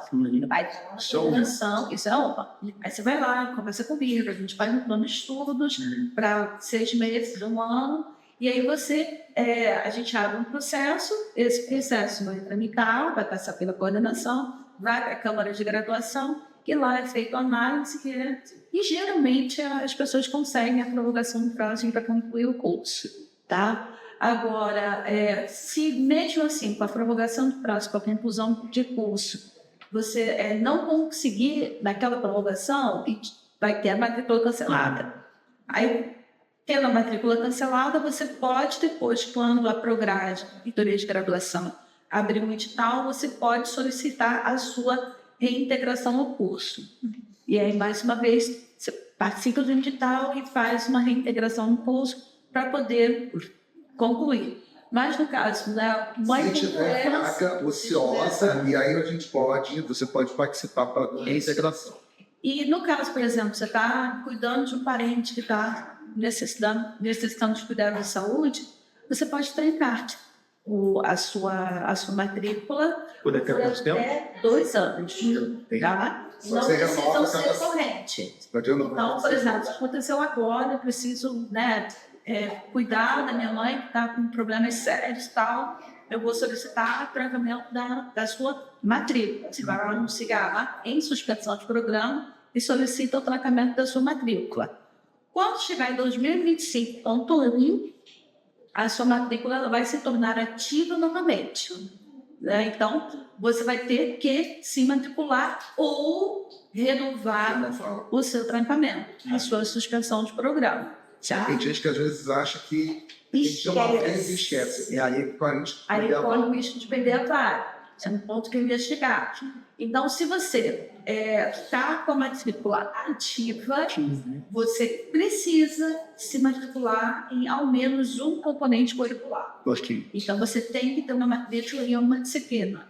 Porque se você não se matricular em nenhuma disciplina, em nenhum componente, você vai ser cancelado após 75% do início do curso.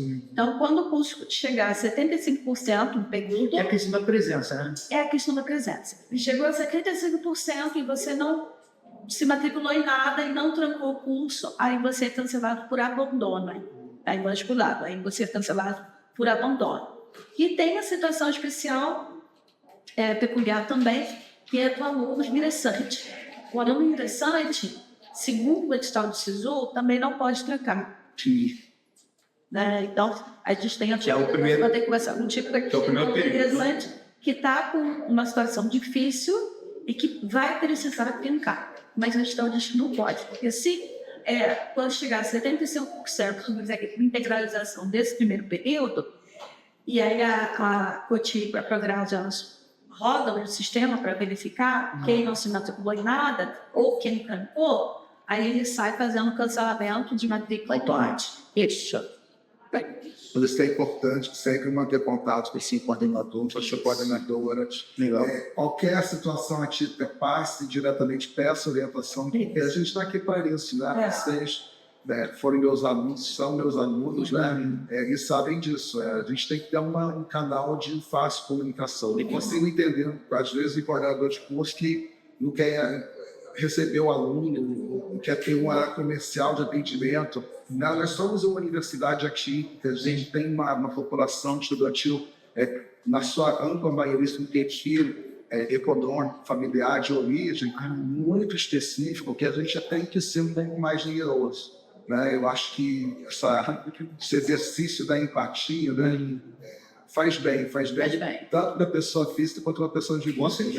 Eu acho que se todo mundo fosse um pouquinho assim, a gente teria uns menos problemas e muito mais gentil. Com certeza. Então, a gente tem só mais uma pergunta que a gente vai aparecer na televisão.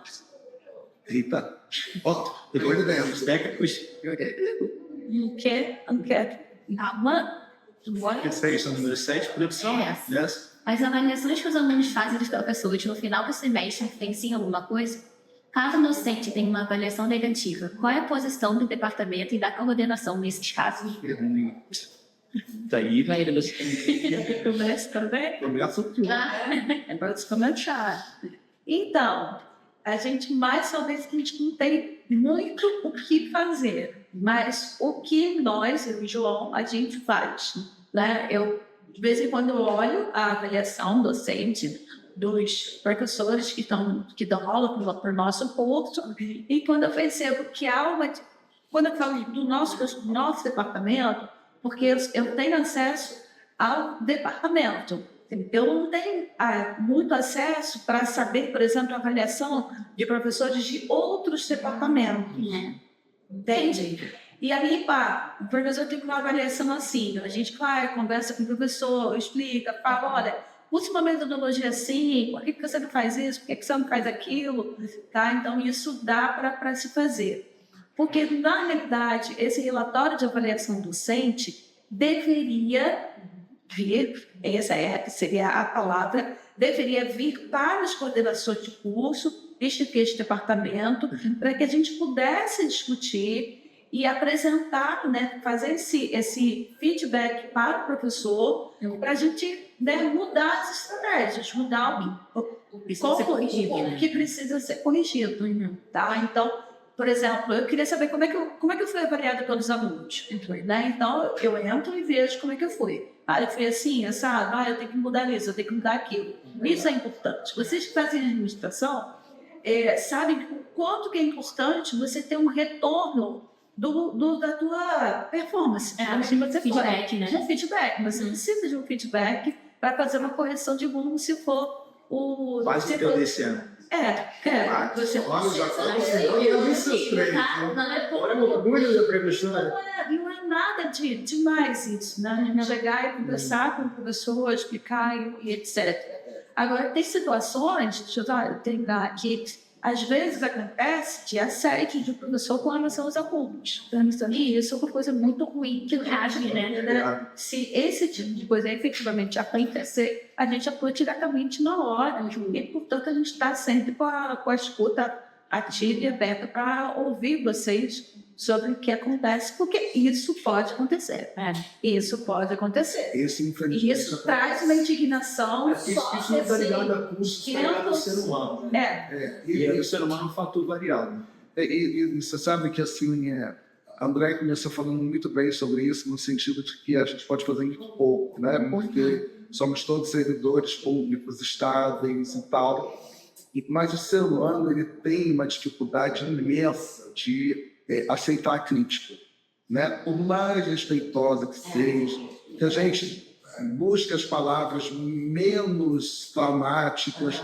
Então as pessoas são muito sensíveis. E aí a gente está falando de um capital humano, tem uma característica muito peculiar, porque ela tem uma formação técnica, profissional, científica, em regra de autoquilate aqui dentro. Né? São pessoas que fizeram mestrados em excelentes escolas, desde a graduação, mestrado, doutorado, pós-doutorado, são pesquisadores e, quando chegam aqui, às vezes eles chegam com uma certa distorção da realidade. A pessoa diz assim, não, eu fiz um concurso para ser professor, eu quero trabalhar com a pesquisa XYZ, no laboratório H, J, e pretendo fazer papapá para propor. Ele não fala em uma linha sobre ensino. E o nosso concurso é um concurso para você ser professor, que vai fazer, em primeiro lugar, ensino, e vai fazer em conjunto pesquisa e extensão.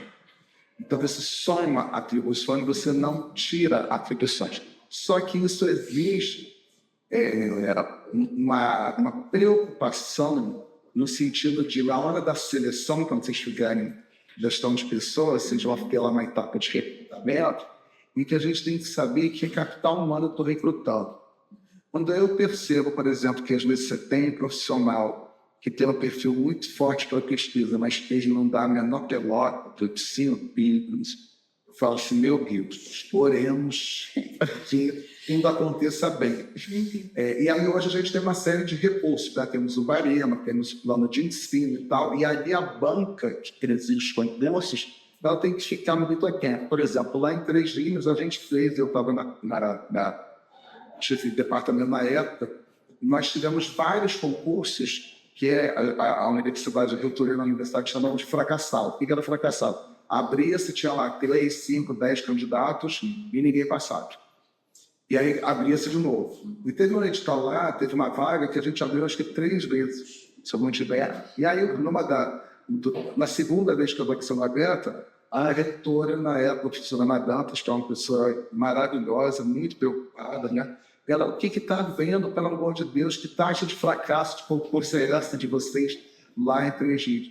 E eu usei uma expressão que não é muito costumeira, mas eu falei assim, professora, eu não gostaria de ter que carregar um caixão de antes. Ou seja, contratar um profissional, né, admitirmos um profissional que depois não tivesse esse compromisso com o ensino, não tivesse essa predisposição à pesquisa e extensão. Mas não significa dizer que as pessoas têm que ter uma linearidade na sua atuação profissional. É óbvio que às vezes existem momentos que você está mais com pesquisa, momentos que você está mais conhecido, como você tem que ter esse compromisso. O problema é quando você chega com uma pessoa, eu já soube de candidatos durante a seleção dizendo para outros candidatos, que aí são as pessoas que eu tive acesso, dizendo o seguinte, não, depois que eu passar no concurso, eu entrar, eu não quero nem atuar na graduação, mas só quero dar aula após. Meu Deus. E aí, quando eu soube disso, eu falei assim, ainda bem que essa pessoa não passou. Porque imagina, o caixão dele tem que cair o esforço sobre-humano para a pessoa poder entrar em sala de aula, tratar de forma respeitosa. Às vezes, a pessoa que está lá na pós, ela tem uma doce ilusão, né, de que aquele capitão humano que chega lá para fazer aquele curso já está pronto. Não. Se aquela pessoa que está lá na pós tivesse atuado fortemente na graduação, a probabilidade dele conseguir angariar melhores talentos na pós seria muito maior. Então, a gente tem que entender que é tudo uma trilha, tudo é um caminho. Quanto que eu digo para os meus alunos? Hoje, tanto que eu chamo vocês pelo nome, eu falo para vocês me chamarem pelo nome, não precisa me chamar pelo título, não nasci com título de doutor, não está lá no meu registro, né? Mas a coisa é muito transitória. Eu, por exemplo, hoje entro no meu departamento e vejo, por exemplo, o professor Edvaldan, né, que foi meu primeiro coordenador de curso, lá em 92 aqui, e agora será o nosso decano, e está em vez de se aposentar, né, uma pena, mas enfim, cumpriu brilhantemente seu papel nessa instituição por mais de 40 anos.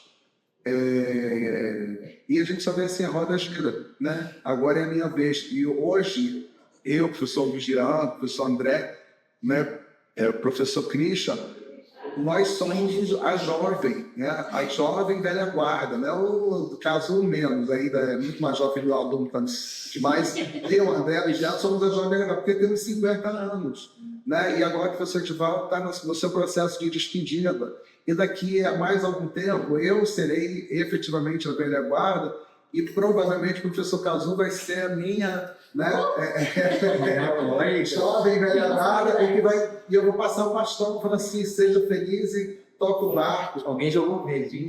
Eu desejo sorte, né, muito sucesso, não só para ele, como tantos outros, né, que estão se capacitando para, de repente, tentar o caminho e voltar para casa, voltar para mim.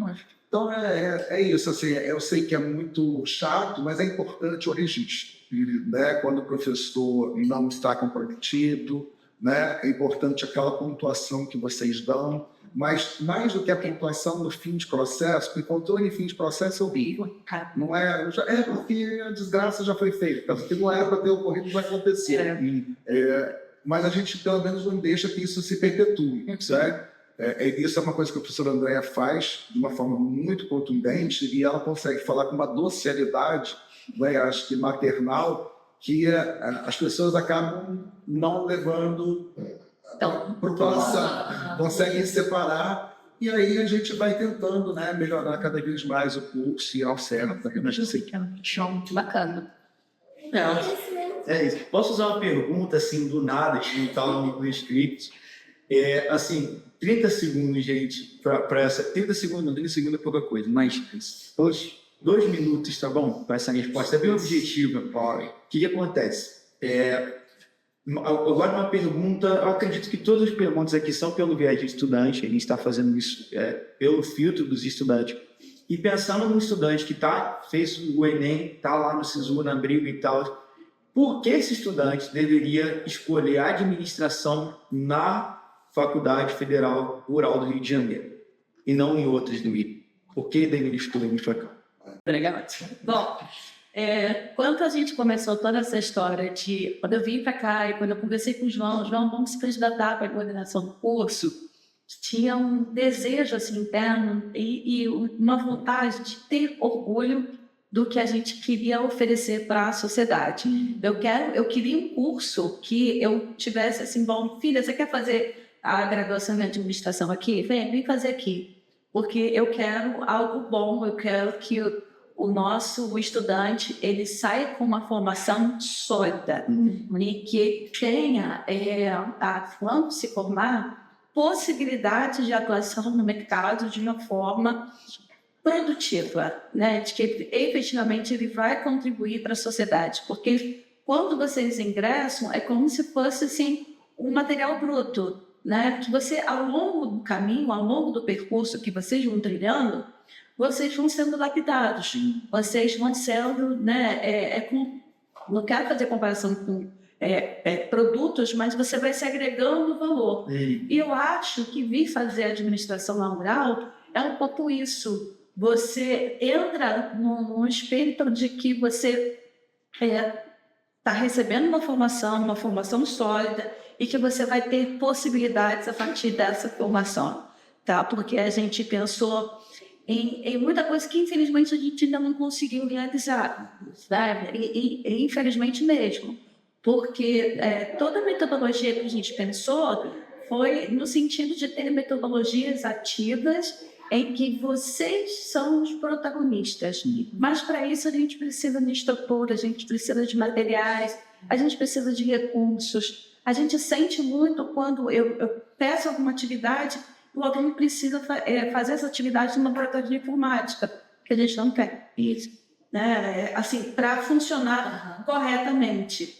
Mas o sonho, o ideal, nem sempre a gente consegue efetivamente. A gente fica no real, no que é possível, e nisso do que é possível, eu acho que a gente está ofertando um curso muito bom, um curso de excelência, com profissionais que têm qualificação, que são comprometidos e que querem fazer o melhor. Pelo menos é assim que eu enxergo o nosso curso. E sim, se minha cliente quisesse fazer administração, não, faz no mural, que tem uma gente boa lá, que você vai receber uma boa formação. Se eu puder responder também, se perguntar só para mim, para mim. Não, por favor.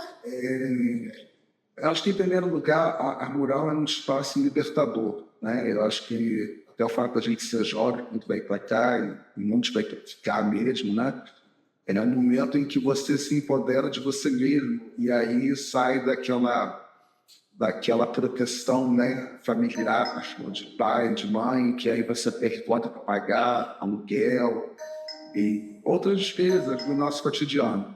Mas além dessa questão, né, individual, é um lugar que você tem um universo de coisa para conhecer, né, e tem que começar a se autodisciplinar. Então, em relação especificamente ao curso, o nosso curso ele deu um salto qualitativo muito grande. Ele fala com muita tranquilidade, tanto pelo que eu percebo da fala dos alunos, como a gente percebe, eventualmente, do aluno da matriz curricular antiga em relação à matriz curricular nova.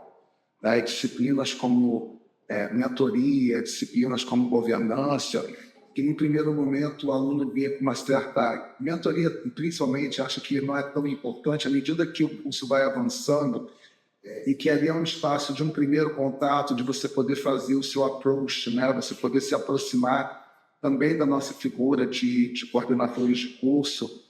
É um momento de tirar dúvidas, em que você abre um canal de comunicação com o seu mentor, tanto que a ideia é que outros professores também atuem comigo, e não somente eu, né?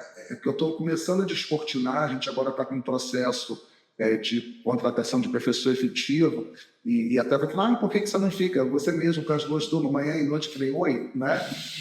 Isso parecia, tem direito a ter família, de né? E fazer outras coisas. Posso viver? Né? Posso viver, então, que bom que dá vida de salto uma dessa. Mas, assim, e governança, por exemplo, é uma coisa que poucas universidades federais estão oferecendo como disciplina obrigatória, né? E a gente vê que isso é o que o mercado está aí desesperado, porque é uma realidade que se impõe. Né? A gente tem pessoas que atuam na parte de pesquisa e que são extremamente competitivas nesse sentido, né? Vocês estão tendo contato aí com professor, como o professor Leandro, como a professora Cassol, né? Outros que têm um conhecimento de base, apesar de não estarem no mercado, mesmo sendo de área tão tecnicista como a professora Frujueli, né, que conhece o mundo da produção como ninguém, ou pessoas que têm muita sensibilidade, como o professor Souza, que ajuda muito na formação de vocês quando leciona psicologia, né? Então, assim, a gente tem um time muito bom, um time que está muito preparado, né? A professora Marieta, é difícil falar todo mundo, são 20 anos de professor, eu lembrar de tudo. Você vai ter um setor, né?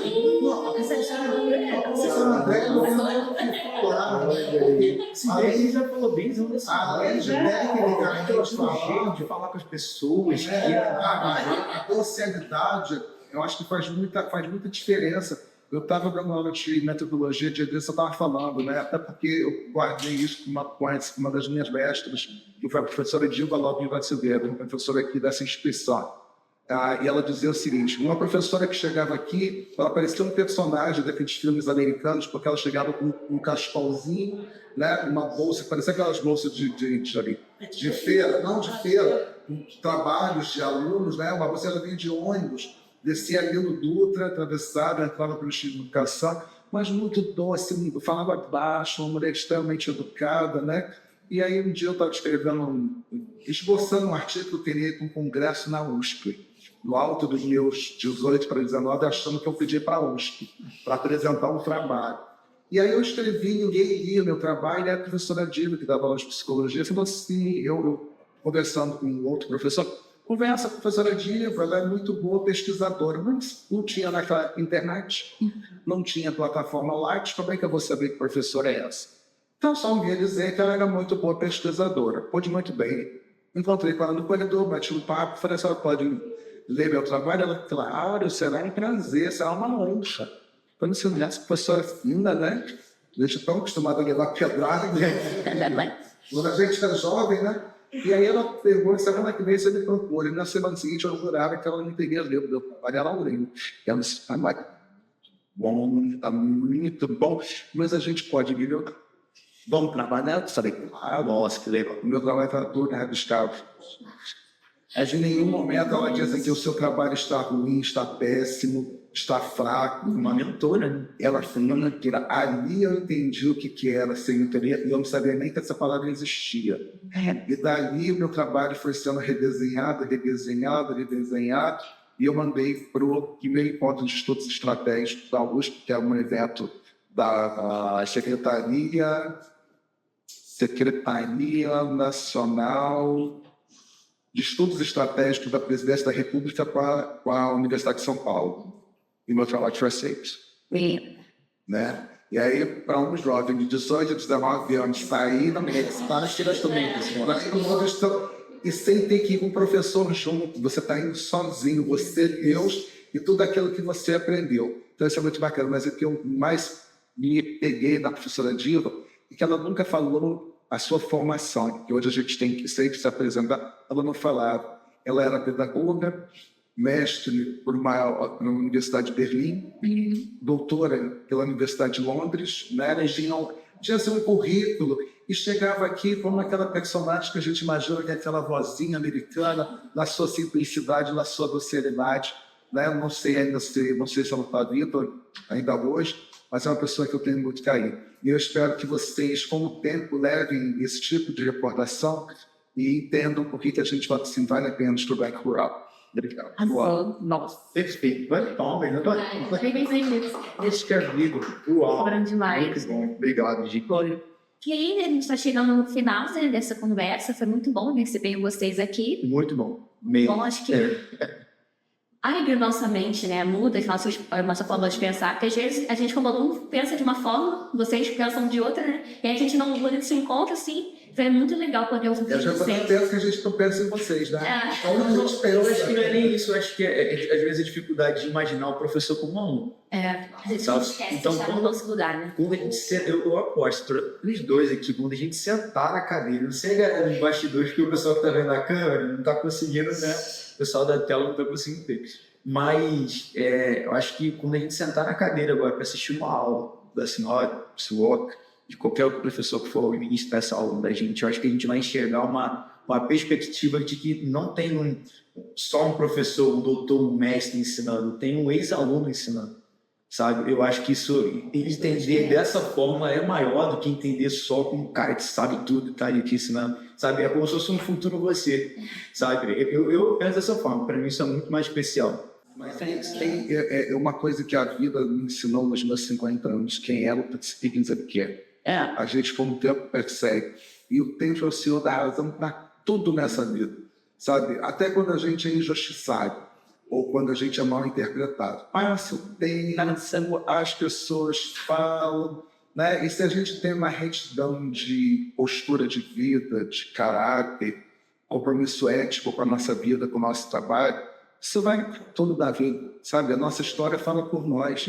Então, assim, por mais que venha uma pedrada de direita ou de esquerda, ou de cima ou de baixo, sabe? A gente toca o barco, faz o nosso dever de casa e segue a vida. E depois que a gente deixa de legado, isso é uma coisa que eu tenho indicado muito para alguns colegas, que legado nós queremos deixar para essa universidade. Porque agora a gente está bem, ainda está um pouquinho ereto, eu estou com problema de colesteral, provavelmente eu vou ficar mais curvado que tempo, mas na hora que eu sair daqui, o que eu deixei para trás? Eu quero deixar uma história bacana, e que eu me orgulhe, em que eu tenha algumas pessoas, eu não tenho a menor pretensão de ser lembrado por todos os meus alunos, né? Até porque tem coisa melhor para lembrar. E que esse professor Pedro Di, que já foi calvo, agora está voltando a ter cabelos, pequenas vaidades, né? Mas que, assim, a gente tem orgulho, sabe, de falar, olha, eu enfiei ali, coloquei uma sementinha e eu espero que germine. Eu não gostaria de ter vergonha pelos lugares que eu passei, eu acho muito triste, né? Ou pessoas que às vezes gastam uma energia com a discórdia, né? É uma bobagem, a vida é muito efêmera. Nós aqui perdemos um professor aos 46 anos, você vê, quando tinha pai. Ele tinha tudo para ser o futuro reitor dessa universidade, chamava-se professor Ricardo do Oliveira. Uma pessoa extremamente acordada, gentil, sabe? E, sabe, assim, ninguém nem que imaginou, de repente, ele passou mal subindo a rampa, né? E dali, infelizmente, ele não voltou mais, sabe? E tinha um futuro, né? Era aquela pessoa que... Não conheceu, Ricardo. Você não conheceu? Nossa, mas eu conheci. Era aquela pessoa que você chegava para entrar num embate com ele, você saía agradecendo e devendo favor, sabe? De tão gentil. Isso até é uma característica que o professor Daniel Ribeiro tem também, não é? De ser uma pessoa que tem posicionamento, que tem firmeza, mas que evita ao máximo a descortesia, a deselegância. Porque assim, o bom de ver é a gente saber ser elegante. Mesmo, e elegância não tem a ver com drama, não. Elegância é a gente saber falar, a gente saber ouvir, entrar e estar aí. Tá? Nós queríamos agradecer, né, por vocês terem dedicado o tempo de vocês para me falar sobre legal. Muito obrigada por tudo que vocês falaram. Agradeço, nós agradecemos também, né? E Isso, né, tá? isso aí. Agora que vocês falam ali, né? Antes da gente encerrar, a gente quer fazer um anúncio, que é a Semana do Empreendedorismo, que está chegando por aí. Dia 11 já teve de novembro, então não perca. A melhor de todas. Se você não conheceu ela, você já ouviu falar dela, é sensacional. Já ouço falar. Já ouço falar dela, porque tá vendo muito por aí. É isso, né? A gente vai ficando por aqui. Exatamente. Obrigado, galera. Obrigado pela audiência. Manda para todo mundo, compartilha, por favor. Tá? A gente aguarda vocês aí nos próximos episódios. E vem muito mais por aí, né, tá? E se a sua dúvida não foi respondida nesse, espera que nos outros a gente vai tentar responder, tá bom? Exatamente. Tamo Um junto, beijo. galera. Um abraço. Tchau. Valeu. Tchau, tchau.